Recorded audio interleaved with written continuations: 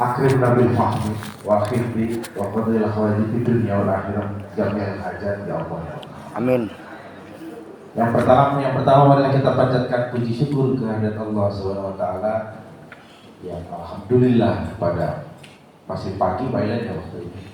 Pada pagi hari ini kita bisa yang paling pertama silaturahmi,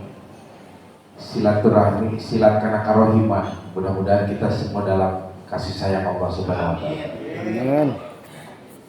Itu intinya. Jadi kalau bicara kita pembinaan terlalu berat, Pak Ilan. Jadi itu saja intinya. Jadi mudah-mudahan tadi yang dikatakan oleh Bapak Kepala Badan ini menggunakan uang rakyat betul berdasar pada APBD anggaran pendapatan belanja, dan mudah-mudahan ulah hanya sekedar menggugurkan kewajiban. Mudah-mudahan secara hikmah orang bisa bersilaturahmi. Yang kedua, salawat serta salam marilah kita curahkan kepada junjungan Nabi besar Muhammad SAW. Mudah-mudahan kita semua masuk pada golongan yang diberikan syafaat uzma. Amin. Yang pertama, izinkan perkenalkan, dan mudah-mudahan kalau sudah kenal terserah mau sayang mau cinta terserah.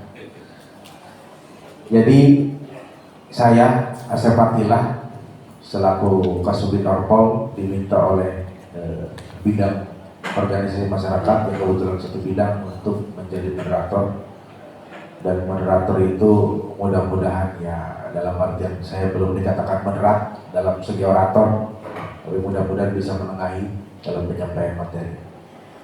Dan insya Allah nanti kita berkesempatan untuk mendengarkan materi dari pemateri. Yang pertama mungkin nanti dari lingkungan pemerintah daerah yang nanti disampaikan oleh Bapak Muhammad Ilen, dan Pak Ilen tadi sudah mengatakan mau minta waktu pertama dikarenakan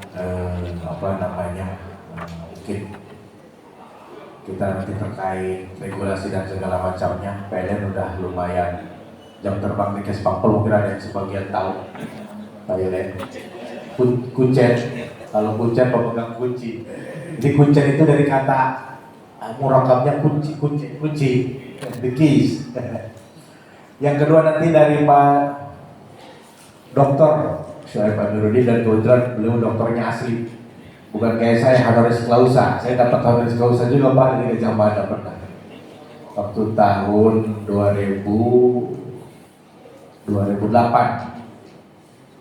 Alhamdulillah, cuma saya umpetin, dan alhamdulillah mungkin kita nanti diberikan waktu 1 jam kalian ya.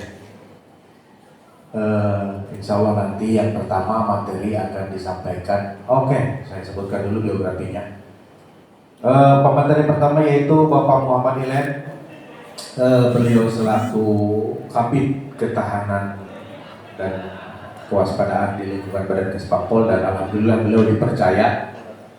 Dan beliau dipercaya sekarang sebagai pelaksana tugas pada Kepala Bidang Organisasi Masyarakat. Ya kalau dipercaya berarti kan bisa.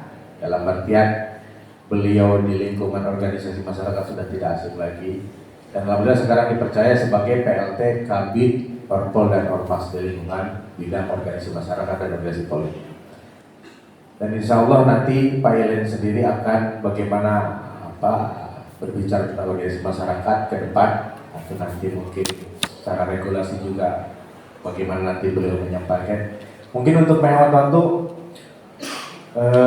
waktu dan tempat, kami persilakan kepada Bapak Muhammad Ilen.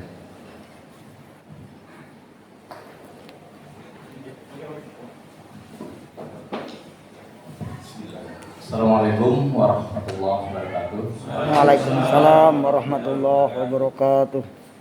Innal hamdalillah nahmaduhu wa nasta'inuhu wa nastaghfiruh wa na'udzu billahi min shururi anfusina wa min sayyiati a'malina. May yahdihillahu fala mudilla lahu wa may yudlil fala hadiya lahu. Asyhadu an la ilaha illallah wahdahu la syarika lahu wa asyhadu anna Muhammadan abduhu wa rasuluh la nabiyya ba'dahu. Allahumma sholli wa sallim wa barik ala nabiyyina Muhammadin wa ala alihi wa sahbihi ajma'in.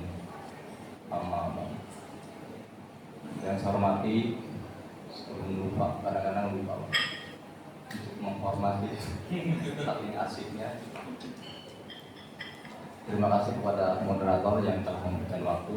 Yang saya hormati Dr. Said. Alhamdulillah. Biasanya saya jadi moderator beliau. Ya. Biasanya saya jadi moderator beliau dan alhamdulillah sekarang kita duduk bersama dalam rangka memberikan bukan pencerahan bahasanya, kita sharing pengalaman saja. Kalau yang dikatakan moderator terlalu berlebihan, kalau saya dikatakan jam terbangnya karena sebenarnya Allah bisa karena biasa saja. Yang saya hormati dan saya banggakan teman-teman yang saya panggil teman-teman organisasi lah, lebih enak, lebih nyaman gitu kan, teman-teman organisasi, Bapak dan Ibu sekalian yang berbahagia. Puji dan syukur marilah kita panjatkan kepada Allah Subhanahu wa taala yang senantiasa memberikan berbagai kenikmatan kepada kita sehingga pada siang hari ini atau pagi menjelang siang ini kita dapat berkumpul bersilaturahmi dalam rangka sebuah ikhtiar sebenarnya. Kalau saya katakan ini memang Badan Kesbang Pol dalam hal ini pemerintah berkewajiban untuk menyampaikan sosialisasi terkait undang-undang bidang keormasan. Salawat dan salam semoga tercurah kepada baginda Nabi Muhammad sallallahu alaihi wasallam, pada keluarganya, para sahabatnya, dan semoga senantiasa kita semuanya diberikan taufik dan hidayah, diberikan, saya sering katakan, kemampuannya, diberikan pertolongan Allah, karena hidayah itu dasarnya dari Allah dan juga usaha kita. Mudah-mudahan kita terus berupaya dalam mengikuti, kalau kata Pak Idan, perjuangan hidup, tidak suka perjuangan hidup dalam meniti kehidupan. Ya, pada akhirnya kan kita ini sedang berusaha dan berupaya ke arah itu. Baik Bapak dan Ibu sekalian yang berbahagia, Pak Dokter, ya, saya pernah mengikuti kegiatan di Provinsi Banten sudah lama sekali. Yang ketika itu dokter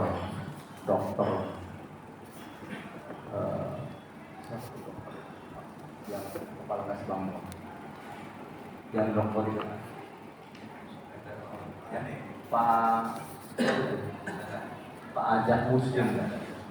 Dari ketika itu beliau, jadi ada sebuah asumsi atau aksioma bahwa kita ini, pemerintah dan ormas itu seolah-olah Anda di sana, kami di sini. Nah itu harus paradigma seperti itu harus kita rubah. Jadi seolah ini, ya kamu di sana seberangan, saya di sini gitu. Pemerintah dan ormas itu kan seolah berseberangan gitu kan, seolah-olah harus, ya tidak seperti itu sebenarnya. Sesungguhnya ormas ini adalah mitra kerja pemerintah, ya, baik pusat, provinsi maupun daerah, mitra kerja. Kalau mitra berarti sejajar sebenarnya, bukan ormas itu. Dengan pemerintah adalah sejajar. Baik Bapak dan Ibu sekalian, ya ini alur cerita saja yang ingin kami sampaikan yang selama ini ada di benak pikiran kita mungkin Bapak dan Ibu sekalian sering mendengar apa itu LSM, apa itu Ormas, apa itu OKP, apa itu Orsos, Sinalmas, atau Monberto, dan lain sebagainya. Istilah-istilah itu mungkin sudah tidak asing lagi ya di tengah-tengah kita, apalagi para aktivis pergerakan, aktivis organisasi, dan aktivis lain dan sebagainya. Tentu ini sudah tidak asing lagi. Tapi yang ingin saya sampaikan bahwa ada Kalau saya menyebutkan keadilan juga terlalu berlebihan. Jadi ada miss antara pemahaman, ya, pemahaman terkait organisasi kemasyarakatan atau lembaga swadaya masyarakat atau organisasi-organisasi lainnya. Kadang ada yang menyebutkan organisasi pelat merah, sebenarnya tidak ada itu organisasi pelat merah itu kan, tidak ada itu kan. Semua organisasi sama. Ya. Ya, hanya ada yang membedakan. Baik. Yang pertama kami akan sampaikan juga terkait dengan apa sih sejarah atau penyebutan lembaga swadaya masyarakat ini. Kadang-kadang rancu Pak ya. Oh itu ada yang mungkin Bapak merasa kami LSM. Sebenarnya dalam istilah undang-undang keormasan tidak ada istilah LSM Pak. Tidak ada istilah lembaga swadaya masyarakat. Baik di dalam undang-undang nomor 8 tahun 1985 maupun yang terbaru sekarang Undang-Undang Nomor 17 2013 yang dan telah diperbaharui, telah diubah dengan Perpu Nomor 2 tahun 2017. Itu sebenarnya istilah-istilah lembaga swadaya masyarakat itu tidak ditemukan di sana. Nah, baik. Jadi awal mula berdirinya, tumbuhnya lembaga swadaya masyarakat ini sebenarnya dari sebuah keprihatinan masyarakat global waktu itu tahun 72 ya, kurang lebih ketika terjadi isu global yaitu adanya pencemaran lingkungan secara dunia, wabah-wabah penyakit waktu di Jepang, di Swedia dan lain sebagainya. Ya, ini menimbulkan keprihatinan bagaimana untuk dalam rangka memelihara lingkungan hidup waktu itu. Ya, diadakanlah semacam konferensi atau pertemuan di PBB ketika itu Pak Mukhtar Kusuma Atwaja atau Emil Salim yang ketika di kampus Indonesia. Nah itu mulai muncul penyebutan ke sana. Jadi keprihatinan atas lingkungan itu awal mula. Nah, dalam perjalanannya, dalam perkembangannya itu lembaga swadaya masyarakat yang eksis di bidang lingkungan hidup itu pada tahun 1982 itu maka dirancang oleh pemerintah pusat melalui rancangan di Undang-Undang nomor 2 ya, tolong dibuka Pak ini ya, nomor 4, mohon maaf, nomor 4 tahun 1982. Ketika itu dirancanglah sebuah rancangan terkait undang-undang tentang pengelolaan lain. Dalam undang-undang nomor 4 awalnya dirancang untuk pembentukan atau lembaga swadaya masyarakat ini. Nah, dalam undang-undang nomor 4 tahun 1982 tentang ketentuan pokok pengelolaan lingkungan hidup pada pasal 1 ayat 12, lembaga swadaya ini ada pengertian lembaga swadaya masyarakat adalah organisasi yang tumbuh secara swadaya atas kehendak dan keinginan sendiri di tengah masyarakat dan berminat serta bergerak dalam bidang lingkungan hidup. Nah, di sini Pak, jadi clear titik awal bahwa berdirinya lembaga swadaya masyarakat itu murni dalam rangka bidang lingkungan hidup dan dikunci kalau saya katakan ini dengan Undang-Undang Nomor 4. Dari sinilah berkembang istilah lembaga swadaya masyarakat telah tumbuh dan berkembang sebagai tempat berhimpunnya anggota masyarakat warga Republik Indonesia secara sukarela. Keberadaan dan keleluasan berpartisipasi dan pengembangannya di satu pihak dan untuk kepentingan masyarakat dan negara untuk kemajuan iklim yang kondusif untuk dapat mendorong kegairahan, kreativitas dan dinamika masyarakat di segala bidang agar lembaga swadaya masyarakat dapat mengembangkan dirinya secara swadaya dan sukarela. Nah ini Pak, Ya, kita titik awal adanya lembaga swadaya masyarakat. Nah, dalam perjalanannya, cara bangsa Indonesia bermuncullah ya sebagai bagian kebebasan bersikap dan berkumpul diatur oleh undang-undang, bermunculnya berbagai macam lembaga swadaya masyarakat, bukan saja bergerak di bidang lingkungan, tapi mungkin bergerak di bidang ya advokasi hukum, mungkin bergerak di bidang demokrasi dan lain sebagainya, perlindungan hak asasi manusia mungkin di sana, ya, dan bergerak di berbagai macam lini kehidupannya. Ini tentu saja merupakan sebuah potensi ya, potensi bangsa yang memang tanpa itu semua bangsa itu tidak akan besar. Kalau saya meminjam istilah di apa itu UNDP ya, itu ada 3 pilar, ada 3 pilar atau 3 elemen untuk mencapai tingkat pemerintahan yang baik. Itu ada ya negara atau pemerintahan yang baik, ada 3 pilar komponen yang ini kalau bersinergi akan menjadikan sebuah pemerintahan yang kuat dan besar. Yang pertama adalah civil society, masyarakat sipil.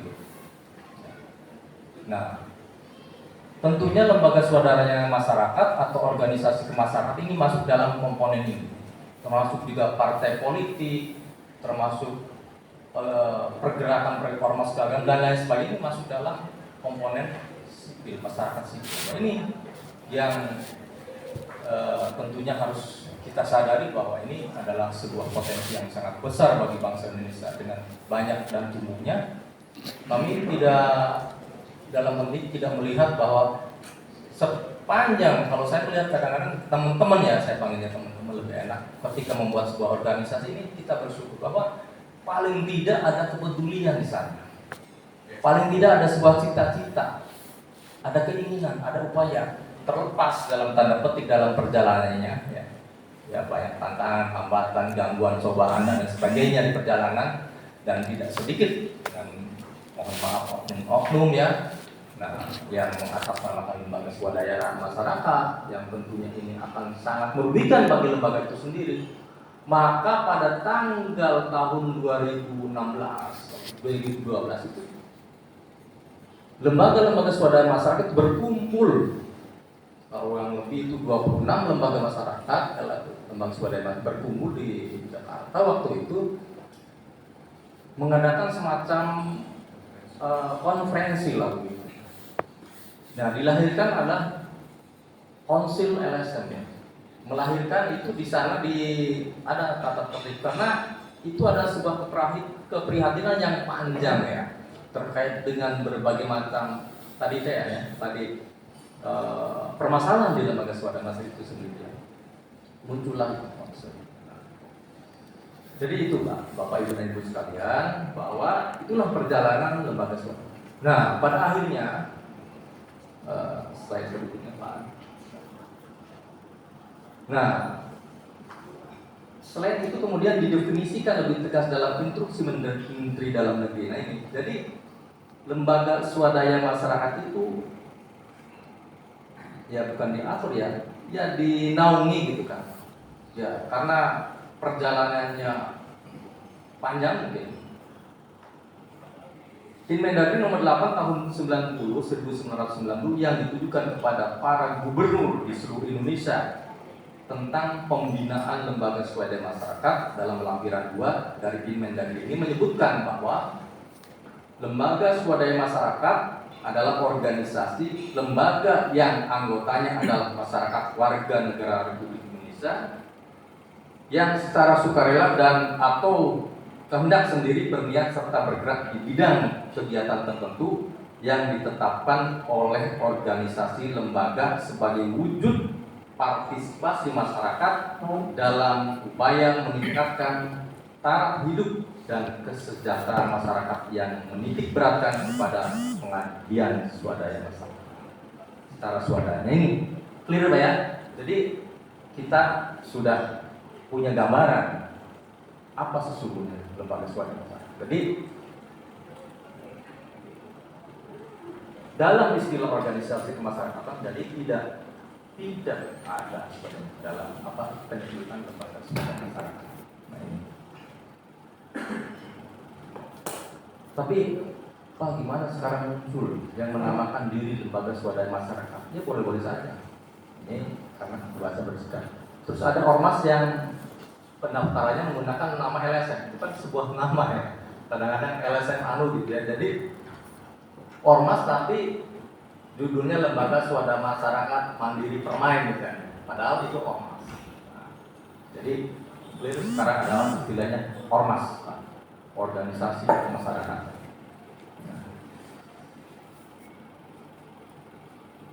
Sekarang kita ini ada beberapa sebenarnya materinya sangat banyak Pak terkait undang-undang ini, tapi poin-poin saja yang akan saya sampaikan. Ini lanjut di halaman 4 aja. Kita langsung kepada tujuan dan fungsi. Nah ini ingin kami jelaskan bahwa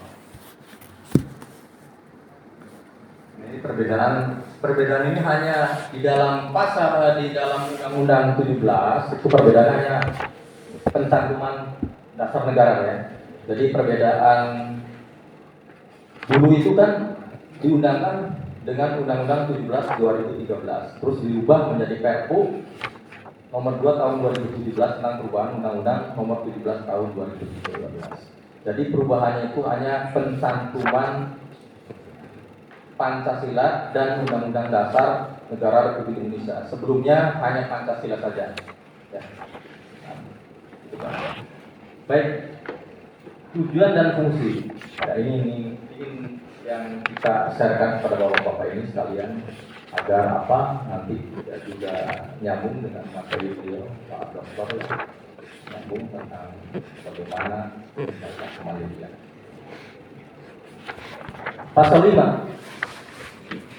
Ormas bertujuan untuk meningkatkan partisipasi dan keberdayaan masyarakat. Yang terakhir. Partisipasi dan keberdayaan masyarakat. Jadi dengan kehadiran ormas kita merasa bangga dan bersyukur bahwa seyogianya ormas ini justru memberdayakan masyarakat. Ya, paling tidak untuk anggota. Kedua, D itu memberikan pelayanan kepada masyarakat. Ya tentu saja ini dengan bidangnya ya. Ketika ormas itu bergerak di bidang katakanlah advokasi atau saya katakan lingkungan hidup atau ormas apa sajalah. Misalnya di anti narkoba misalnya. Itu bisa memberikan pelayanan kepada masyarakat terkait dengan kasus-kasus masalah-masalah anti narkoba. Sekarang di Pandeglang ini sudah berdiri, alhamdulillah itu ada dulu yang awal sekali ada gerakan anti narkoba. Granat ketua ini sudah almarhum Pak.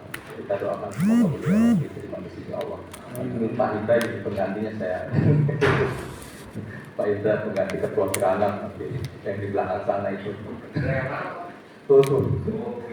Yang manis, yang kelihatan orang pakai topi. Terus ada GAN, N-nya 2, Gerakan Anti Narkoba Nasional. Gerakan Anti Narkoba Nasional. Oh bukan gerakan, maaf. Generasi Anti Narkoba Nasional. Jadi mereka tidak mau disebut gerakan.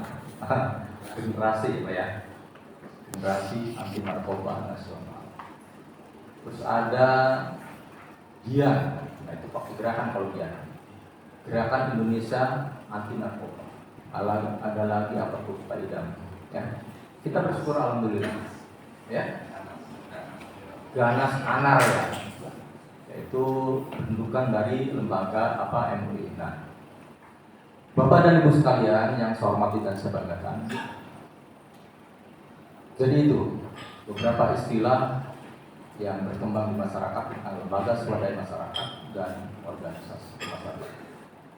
Saya mau bertanya kepada Bapak-Bapak, kalau Majelis Ulama Indonesia itu masuk organisasi yang dibentuk pemerintah, LSM atau ormas? Siapa yang dapat menjawab itu? Silakan.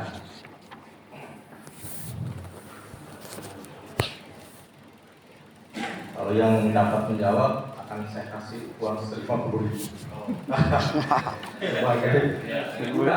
Hiburan.